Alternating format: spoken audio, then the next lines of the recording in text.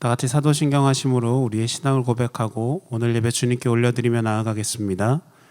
전능하사 천지를 만드신 하나님 아버지를 내가 믿사오며 그 외아들 우리 주 예수 그리스도를 믿사오니 이는 성령으로 잉태하사 동정녀 마리아에게 나시고 본디오 빌라도에게 고난을 받으사 십자가에 못 박혀 죽으시고 장사한 지 사흘 만에 죽은 자 가운데서 다시 살아나시며 하늘에 오르사 전능하신 하나님 우편에 앉아 계시다가 저리로서 산자와 죽은 자를 심판하러 오시리라.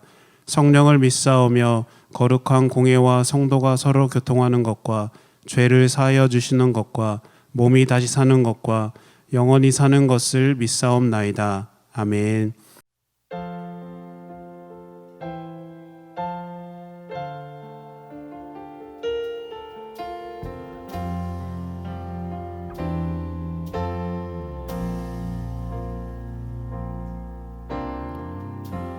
햇살보다 밝게 빛나는 주의 영광 모든 어둠 물리치네.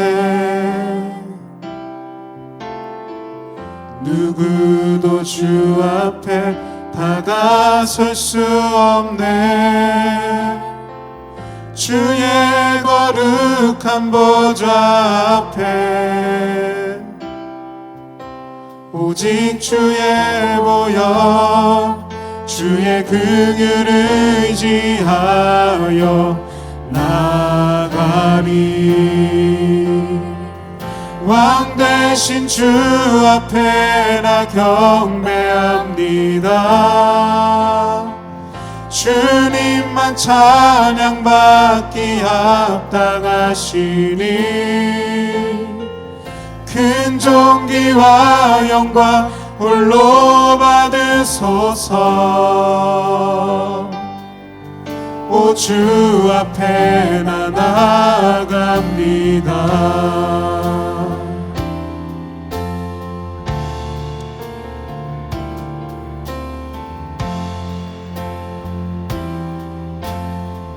우리 한 번 더 고백하시며 햇살보다 밝게 빛나는 주의 영광 모든 어둠 물리치네. 누구도 주 앞에 다가설 수 없네. 주의 거룩한 보좌 앞에 오직 주의 보혈 주의 긍휼을 의지하여 나가리. 왕 대신 주 앞에 나 경배합니다. 주님만 찬양받기 합당하시니 큰 존귀와 영광 홀로 받으소서. 오 주 앞에 나 나아가. 우리 한 번 더 고백하시며 왕 대신 주 앞에 나 경배합니다. 주님만 찬양받기 합당하시니 큰 존귀와 영광 홀로 받으소서.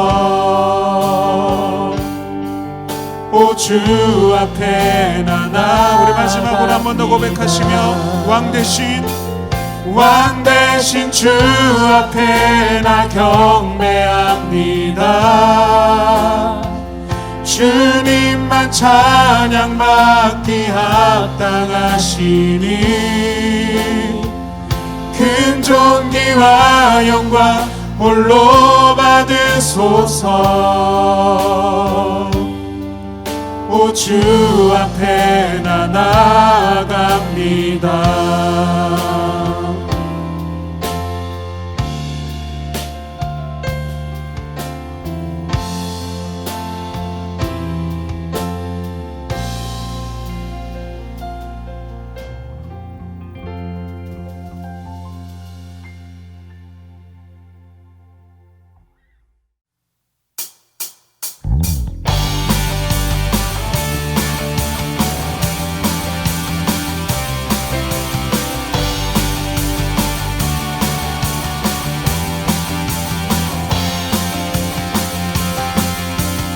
주님을 바라보는 자 넘치는 새 힘을 얻으리 독수리 날개 쳐오르듯 일어나 주를 노래하리. 우리 한 번 더 고백하며 주님을 바라보는 자 넘치는 새 힘을 얻으리 독수리 날개 쳐오르듯 일어나 주를 노래하리. 내 소망 나의 힘 나의 구원 되신 주 주님 같은 분 없네 주님 같은 분 없네 내 생명 나의 꿈 나의 전부 되신 주 주님 같은 분 없네 주님 같은 분 없네.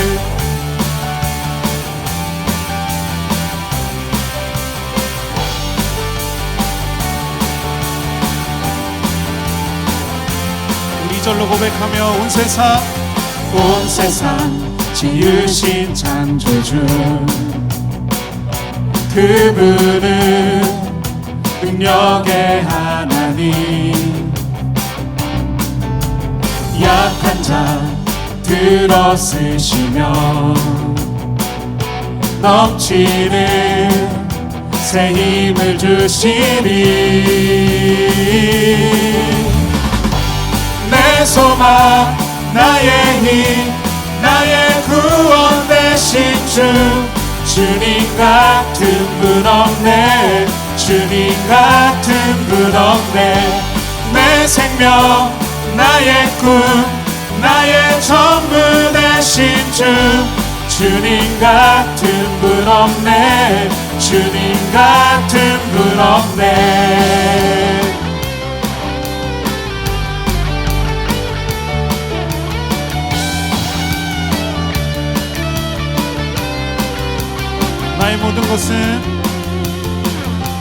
나의 모든 것은 주의 손에 속했네 나의 모든 길을 주가 인도하시네. 한 번 더 고백하며 나의 모든 것은 주의 손에 속했네 나의 모든 길을 주가 인도하시네 난 일어서리 난 달려가리 주 능력으로 난 일어서리라 내 소망 나의 힘 나의 구원 되신 주 주님 같은 분 없네 주님 같은 분 없네 내 생명 나의 꿈 나의 전부 되신 주 주님 같은 분 없네 주님. 한 번 더 고백하며 내 소망 나의 힘 나의 구원 되신 주 주님 같은 분 없네 주님 같은 분 없네 내 생명 나의 꿈 나의 전부 되신 주 주님 같은 분 없네 주님 같은 분 없네.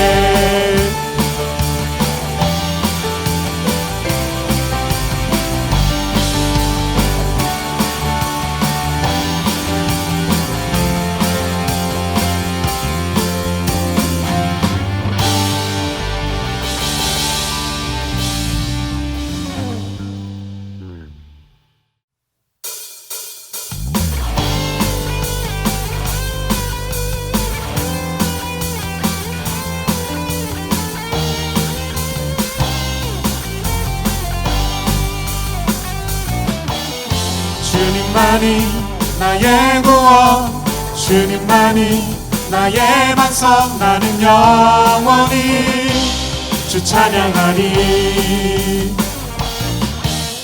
주님만이 나의 승리, 주님만이 나의 능력, 나는 더욱더 주 의지하리. 우리 한 번 더. 주님만이 나의 구원, 주님만이 나의 반석, 나는 영원히 주 찬양하리. 주님만이 나의 승리, 주님만이 나의 능력, 나는 더욱더 주 의지하리. 아무것도 보이지 않는 광야의 길 걸어갈 때도 보이지 않는 주님의 손이 나를 붙잡고 인도하시니 나 두려움 없이 달려가리라.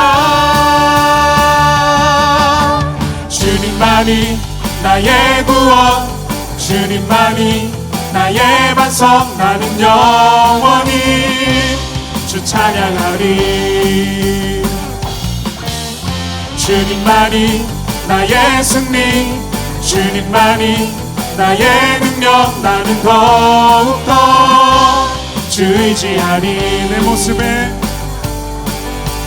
내 모습에 절망할 때도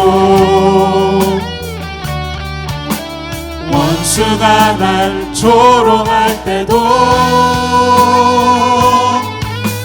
나를 향하신 주님의 사랑, 끝까지 나를 사랑하시니 나 기쁨으로 선포하리라. 사망이나 생명이나 이 세상에 그 무엇도 주 사랑에서 끊을 수 없네.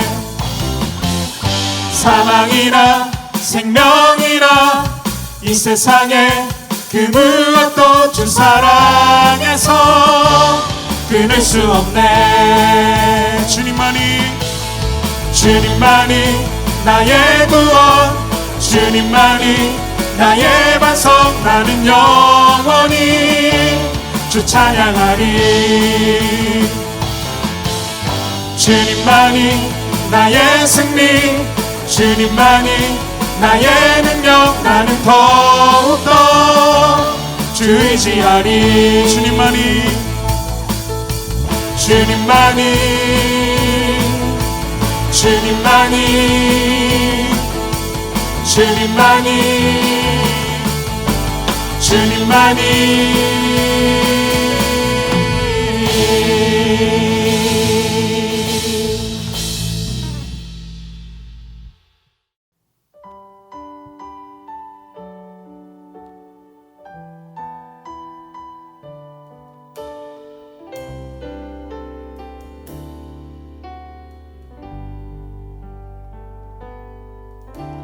주 나의 모습 보네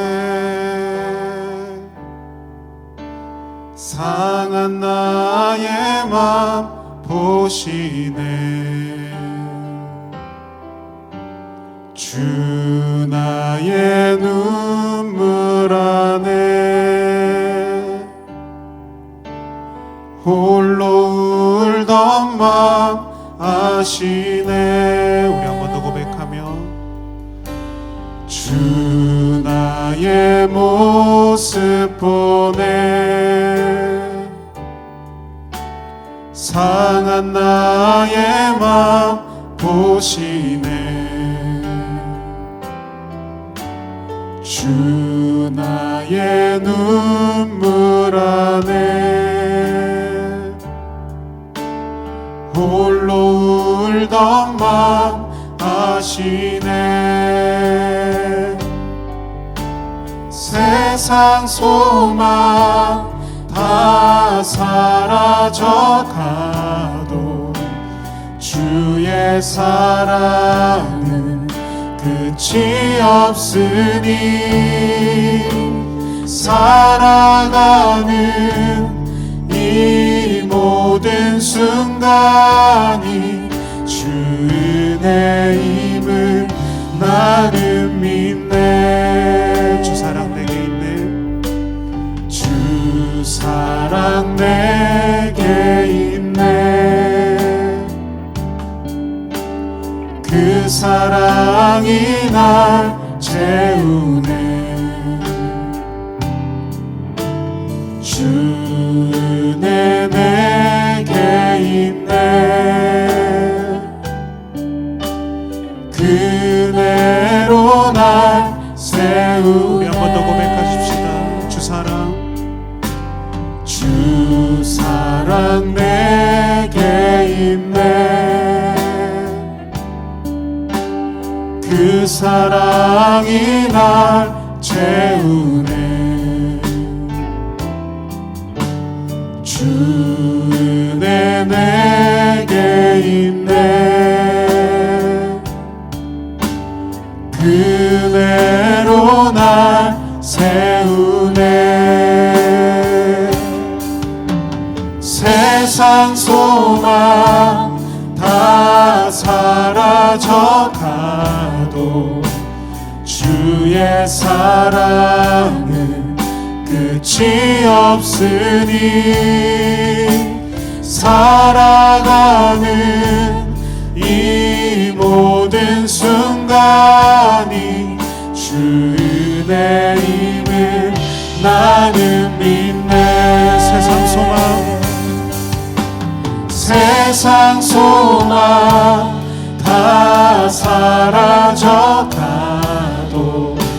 주의 사랑은 끝이 없으니 살아가는 이 모든 순간이 주 은혜임을 나는 믿네.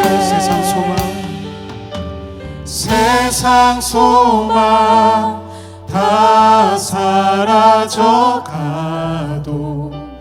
주의 사랑은 끝이 없으니 살아가는 이 모든 순간이 주 은혜임을 나는 믿네.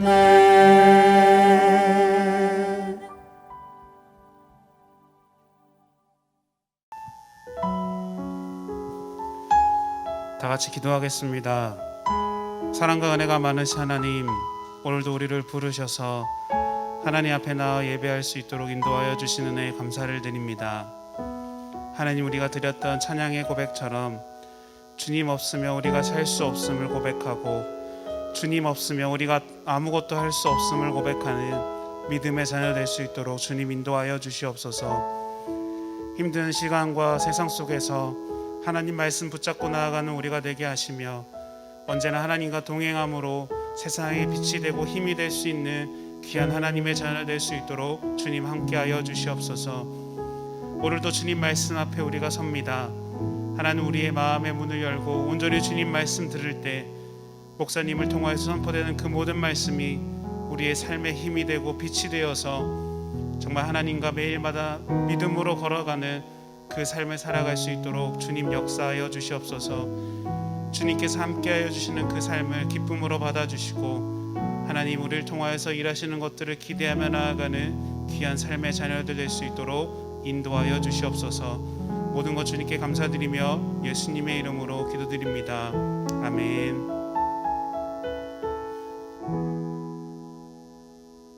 오늘 하나님 말씀 다니엘서 10장 19절 말씀입니다. 다니엘 10장 19절 말씀 제가 읽을게요. 이르되 큰 은총을 받은 사람이여 두려워하지 말라. 평안하라. 강건하라. 강건하라.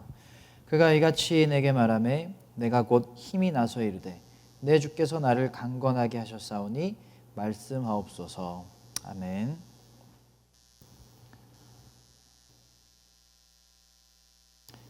환상의 케미, 환장의 케미라는 제목으로 말씀 전하겠습니다. 올해 갑자기 MBTI가 유행을 했어요. 성격 유형을 알아볼 수 있는 테스트죠. 근데 MBTI가 유행해서 그런지 다른 나를 알아볼 수 있는 테스트들이 많이 나왔거든요. 저도 몇 개를 해봤는데 동물을 통해서 내가 누군지를 알 수 있는 그 테스트가 있어요. 저는 사막여우가 나왔어요.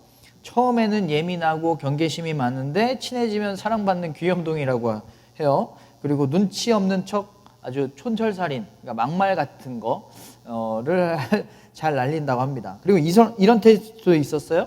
SPTI라고 MBTI랑 스낵이라는 글자를 합친 건데 과자를 통해서 내 성격을 알려주는 거예요. 저는 뭐가 나왔냐면 투시팝.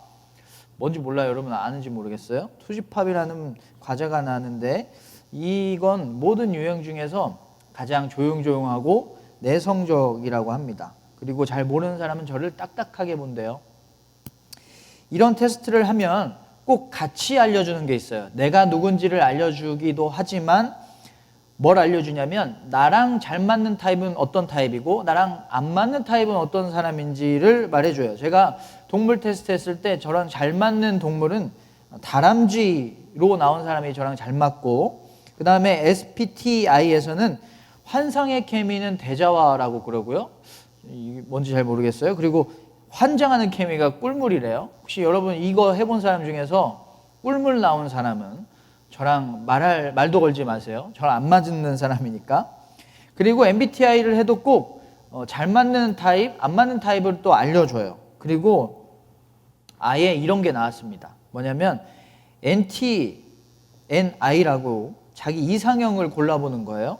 시험 보는 것처럼 내면 영역 그리고 외면 영역이 있는데 이거를 체크를 해서 나한테 잘 맞는 사람은 누굴지를 알아보는 겁니다.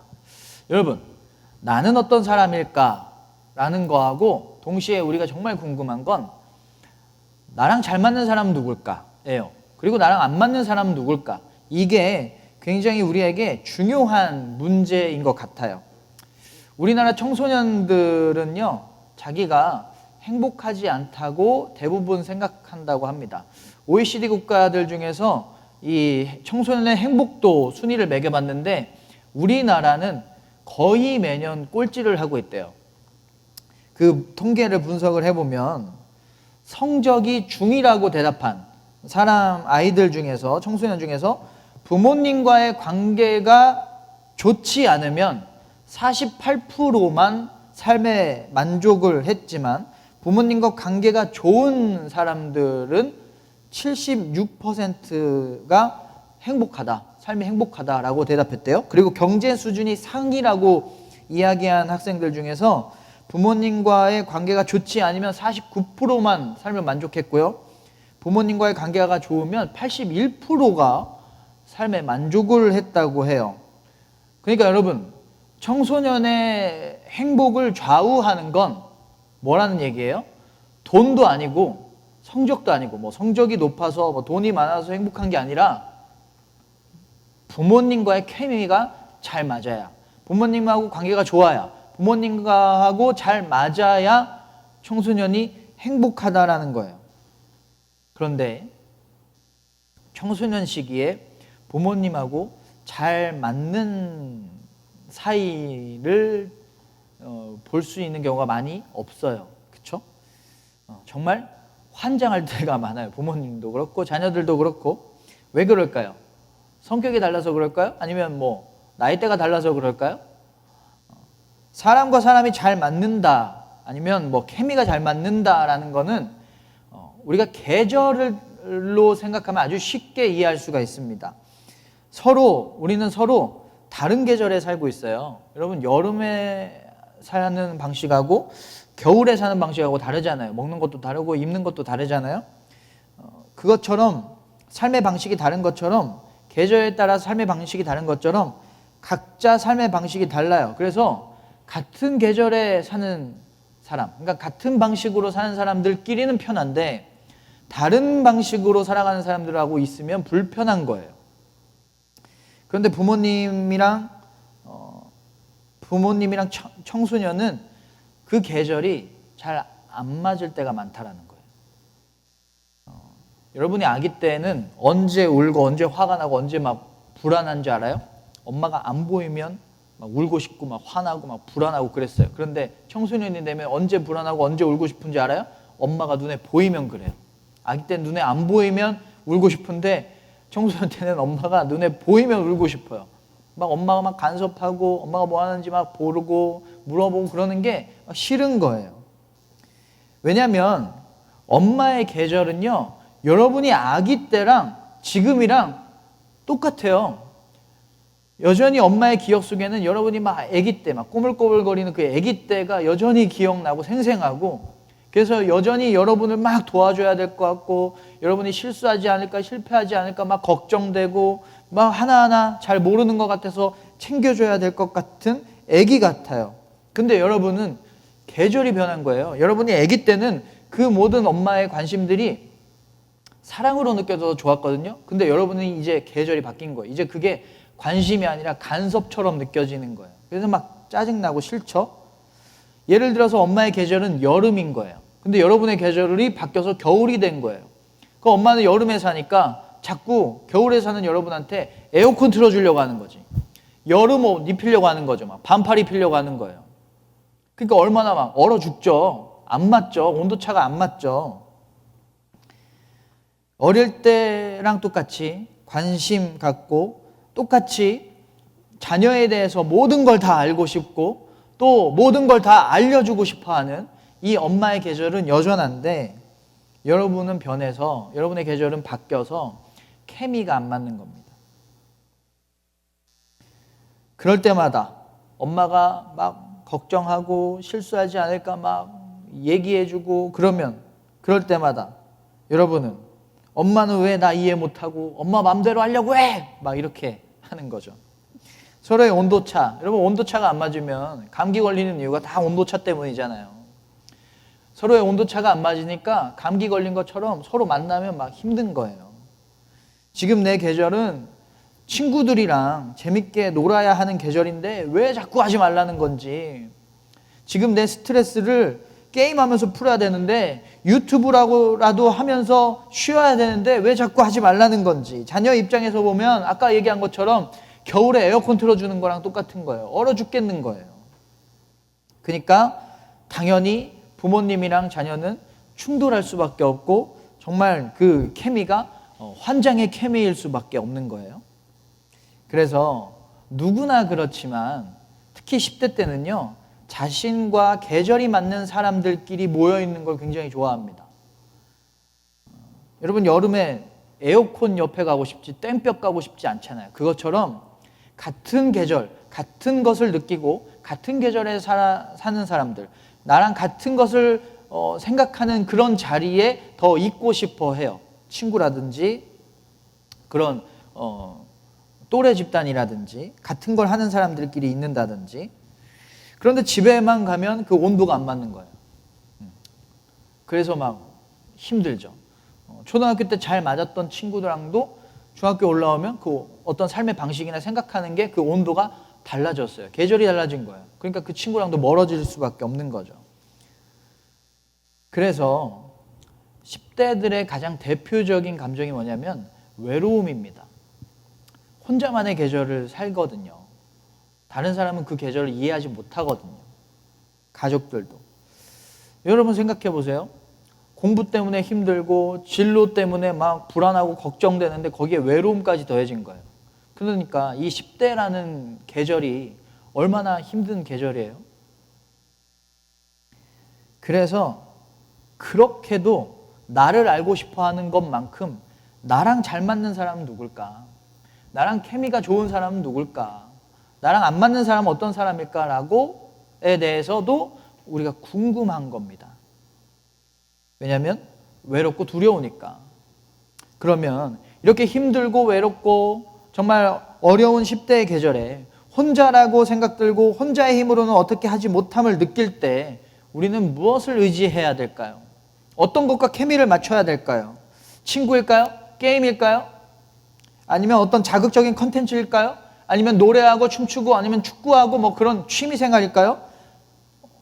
어느 정도는 좋아요. 그런데 그런 것들은 우리를 잠깐 외로움을 해소시켜 줄 뿐이에요. 영원하진 않습니다. 우리가 케미를 맞춰야 되는 건 단 한 가지입니다. 하나님밖에 없어요. 아무도 내 계절을 이해하지 못하고 아무도 내 계절에 함께 있지 않다고 생각될 때, 그래서 다른 사람과의 계절차, 그 온도차 때문에 우리가 막 감기에 걸린 것처럼 열병에 걸린 것처럼 힘들고 열나고 아플 때 그것을 해결해 주실 분, 우리의 외로움을 해결해 주실 분은 하나님 한 분밖에 없다는 겁니다. 그래서 10대의 가장 대표적인 감정은 두려움인데, 그래서 10대의 가장 중요한 문제는 뭐냐면 하나님을 만나는 거예요. 10대 때 가장 중요한 건 하나님을 만나느냐 안 만나느냐는 겁니다. 하나님을 안 만나면 헛된 거 의지할 수밖에 없거든요. 오늘 말씀에 나오는 다니엘은요, 바벨론으로 포로로 끌려간 사람이에요. 여러분, 자기가 살던 곳은 유대 땅인데 바벨론에 와서 살고 있어요. 완전히 계절이 바뀐 거죠.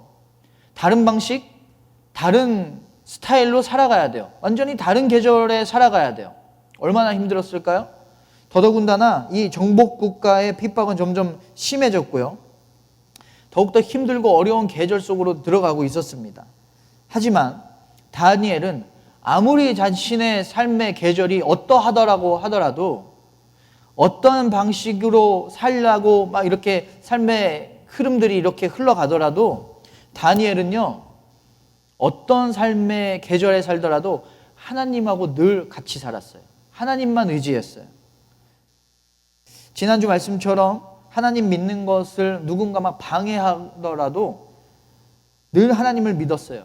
바벨론 왕, 페르시아 왕을 의지한 게 아니라 하나님이라는 왕을 의지했고, 페르시아나 바벨론의 이방신을 의지한 게 아니라 하나님을 의지하고 하나님만 믿었습니다.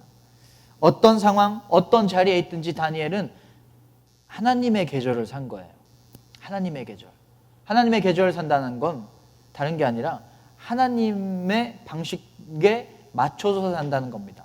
늘 하나님만 의지하고, 늘 하나님만 바라보고, 하나님을 신뢰하고, 하나님께 기도하고, 하나님 말씀에 순종하는 것.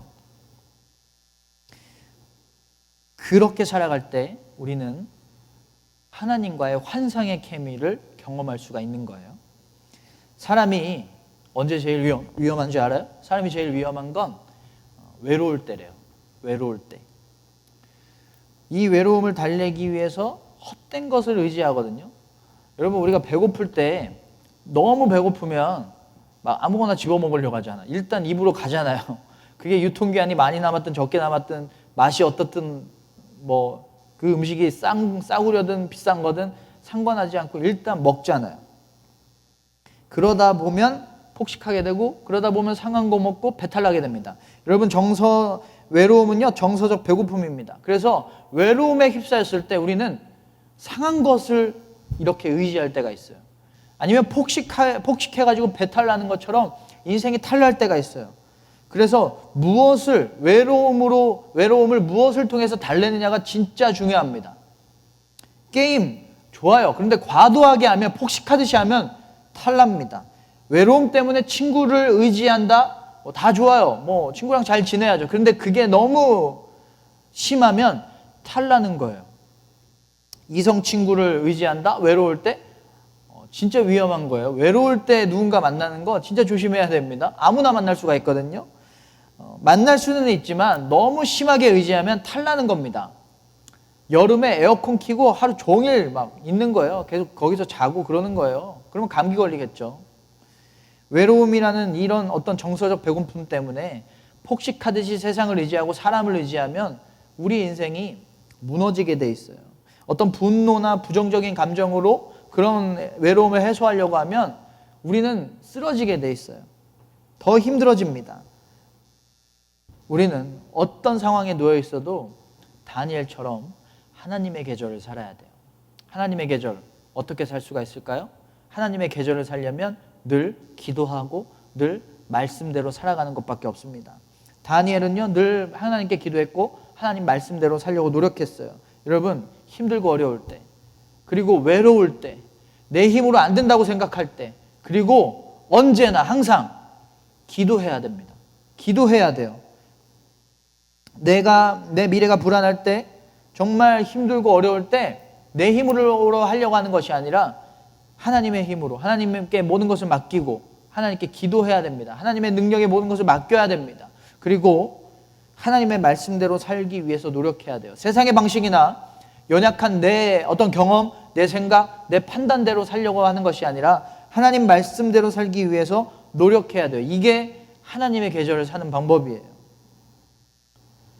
제가 군대에서 목회할 때 우리 교회 오기 전에 최전방이었거든요.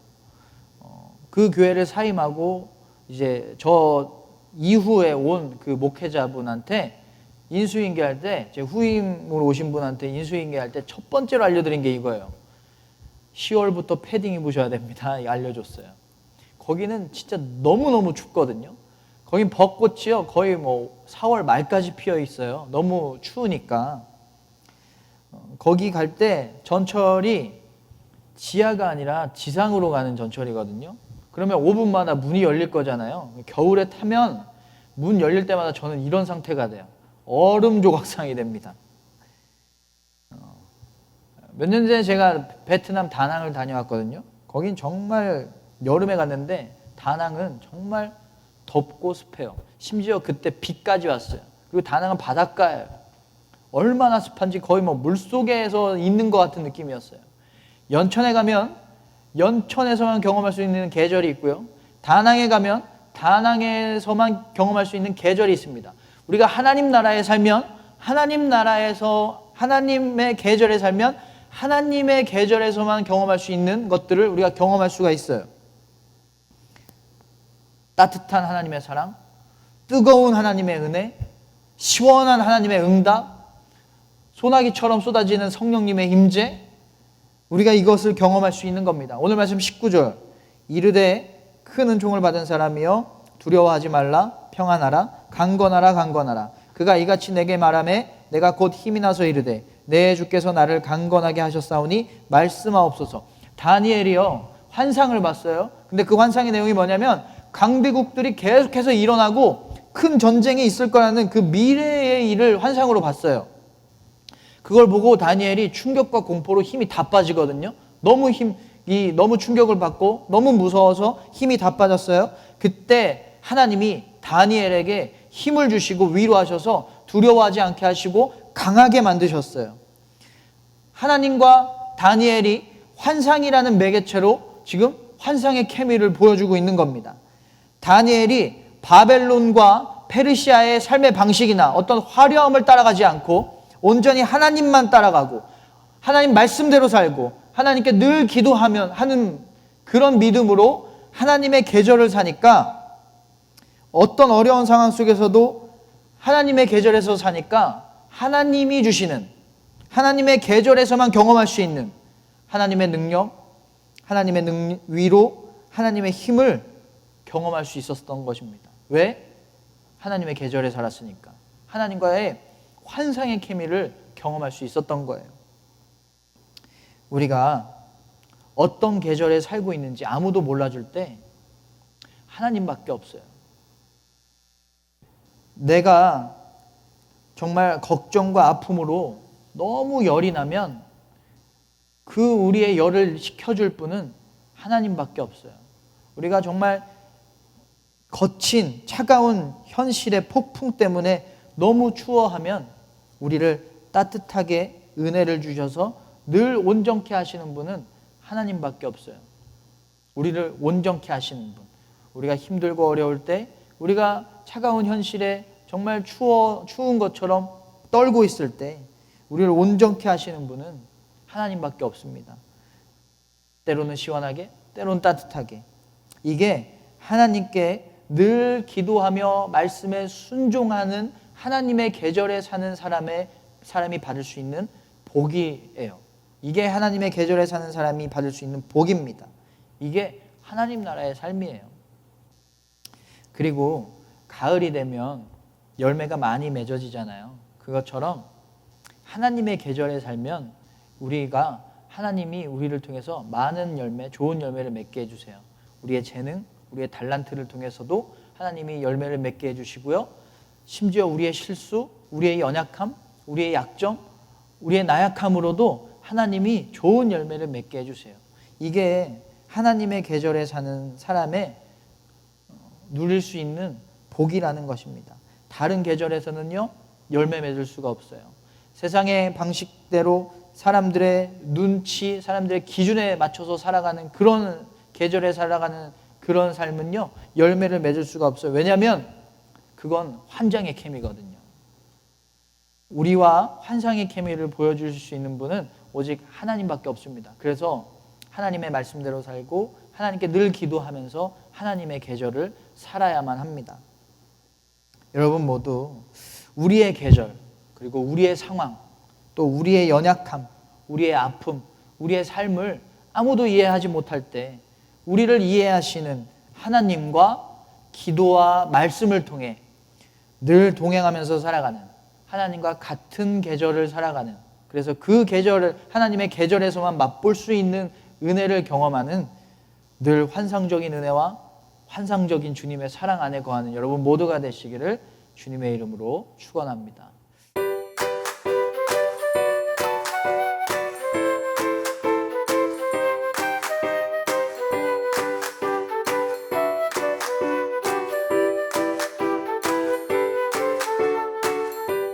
안녕하세요, 여러분. 오늘 우리가 함께 볼 말씀은 다니엘 11장 1절에서 19절 왕자의 게임이라는 제목으로 같이 묵상하도록 하겠습니다. 오늘 말씀이 상당히 길었어요. 우리 묵상하면서 아마 제일 긴 본문이 아니었을까 싶은데, 그래서 그 긴 구절에 걸쳐서 어떤 이야기를 하고 있나 한번 살펴보니, 천사가 다니엘에게 앞으로 일어날 일에 대해서 이야기해주는, 예언을 해주는 그런 내용이었어요. 그 당시 이야기를 들을 때 다니엘에게는 예언의 말씀이었는데 지금 우리가 듣기에는 역사가 되었어요. 이대로 그대로 이루어졌었거든요. 여러분이 서양사를 배우면 알 텐데 이 본문의 내용은 페르시아와 그리스의 이야기, 이집트와 시리아 왕국의 이야기 이렇게 담고 있습니다. 되게 세세한 이야기였는데 정리해서 살펴보면 이렇습니다. 페르시아 왕이 일어나서 나라를 강하게 하고 싶은 대로, 본인 하고 싶은 대로 다 하다가 나라가 나눠지고 남쪽과 북쪽이 각각 대립했다가 동맹도 맺었다가 전쟁에서 이겼다가 졌다가 군대를 데리고 가서 싸웠다가 또 교만해졌다가 실패도 경험했다가 이런 여러 가지 일들이 있을 거다라고 이야기를 하고 있는 겁니다. 이 내용과 관련해서 자세한 이야기는 여러분이 서양사 그 앞쪽 파트, 고대 쪽을 공부하면 알 수 있는데 실제로 다 일어났던 일들이에요. 성경은 팩트만 담고 있고 이건 역사적 사실이기 때문에 우리가 확인해 볼 수 있습니다. 그런데 여기서 중요한 건 이 왕국이 대립해서 어떻게 어떤 일이 벌어졌냐 이런 게 아니에요. 중요한 건 천사가 이걸 다니엘한테 이야기를 한 게 200년에 걸쳐서 일어난 일이라는 것입니다. 천사는 200여 년 후에나 성취될 그 일에 대해서 다니엘에게 이야기를 해주었고 실제로 다 그렇게 되었다는 게 정말 중요한 점이에요. 이건 무엇을 의미할까요? 이 예언에서 우리가 어떤 의미를 찾을 수 있을까요? 바로 우리가 아무리 노력하고 아무리 계획하고 싸운다고 싸워도 다 하나님의 계획 아래, 하나님의 주권 아래 있다는 사실입니다. 이 왕들이 하나님은 잘 모른다고 하더라도 한 나라의 왕인데 노력을 안 해봤겠어요? 계획을 안 세워봤겠어요? 다 자신들이 계획한 대로 또 싸운다고 싸운 대로 열심히 한 대로 이루어진 일이라고 생각을 했겠죠. 그런데 200여 년 전에 천사가 이것을 다 이야기할 수 있었던 사실은 무엇을 의미합니까? 우리가 아무리 우리의 힘으로 싸운다고 하고 또 우리가 열심히 노력한다고 해도 결국 어차피 그 모든 일을 주관하시는 분은 하나님이시고 또 우리의 힘도 강한 나라의 군대들도 그런 우리가 치밀하게 짠 전략도 다 우리가 그렇게 한 것이 아니라 하나님께서 그렇게 하셨다는 겁니다. 오늘 묵상의 제목처럼 그 예언을 통해서 정말 일어난 그 일들은 정말 왕자의 게임이었죠. 엎치락 뒤치락 별별 일들이 다 일어나고 또 결국 왕들이 강하게 나라를 만든 것도 나라를 망하게 만든 것도 아니라 하나님께서 그렇게 두신 거예요. 하나님께서 허락하신 거고 계획하신 거예요.